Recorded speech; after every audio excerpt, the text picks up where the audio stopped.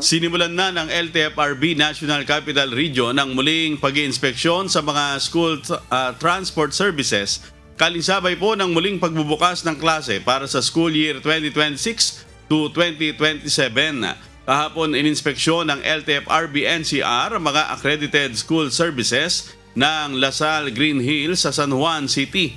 Layo nito na masiguro ang roadworthiness para matiyak ang kaligtasan ng mga estudyante at driver na sakay ng mga school service. Sa ngayon ay patuloy ang koordinasyong ginagawa ng LTFRB sa mga eskwelahan para masiguro na pawang mga lehitimong school services lamang ang papayagan na makapag-operate at masawata ang kolorum ng mga unit.